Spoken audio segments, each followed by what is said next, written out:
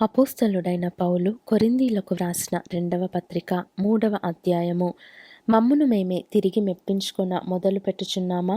కొందరికి కావలసినట్టు మీ యొద్దకైనను మీ యొద్ద నుండి అయినను సిఫారసు పత్రికలు మాకు అవసరమా? మా హృదయముల మీద వ్రాయబడి ఉండి మనుష్యులందరూ తెలుసుకొనుచు చదువుకొనుచున్న మా పత్రిక మీరే కారా? రాతి పలక మీద గాని సిరాతో గాని వ్రాయబడక మెత్తని హృదయములు అను పలకల మీద జీవము గల దేవుని ఆత్మతో మా పరిచర్య మూలముగా వ్రాయబడిన క్రీస్తు పత్రికయై ఉన్నారని మీరు తేటపరచబడుచున్నారు. క్రీస్తు ద్వారా దేవుని ఎడల మాకిట్టి నమ్మకము కలదు. మా వలన ఏదైనా అయినట్లుగా ఆలోచించుటకు మా అంతట మేమే సమర్థులమని కాదు, మా సామర్థ్యము దేవుని వలననే కలిగి ఉన్నది. ఆయనే మమ్మును క్రొత్త నిబంధనకు అనగా అక్షరమునకు కాదు గాని ఆత్మకే పరిచారకులమౌటకు మాకు సామర్థ్యము కలిగించి ఉన్నాడు. అక్షరము చంపును గాని ఆత్మ జీవింపచేయును. మరణ కారణమగు పరిచర్య రాళ్ల మీద చెక్కబడిన అక్షరములకు సంబంధించినదైనను మహిమతో కూడినదాయను. అందుకే మోషే ముఖము మీద ప్రకాశించుచుండిన ఆ మహిమ తగ్గిపోవునదైనను ఇశ్రాయేలీయులు అతని ముఖము తేరి చూడలేకపోయిరి. ఇట్లుండగా ఆత్మ సంబంధమైన పరిచర్య ఎంత మహిమగలదయుండును.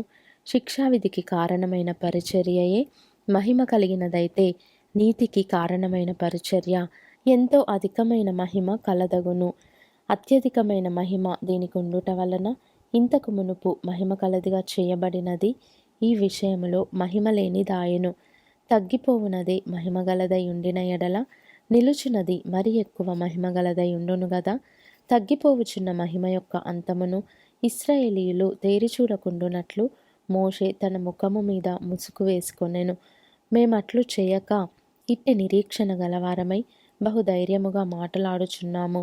మరియు వారి మనస్సులు కఠినములాయను గనుక నేటి వరకును పాత నిబంధన చదవబడినప్పుడు అది క్రీస్తునందు కొట్టివేయబడినని వారికి తేటపరచబడక ఆ ముసుకే నిలిచియున్నది.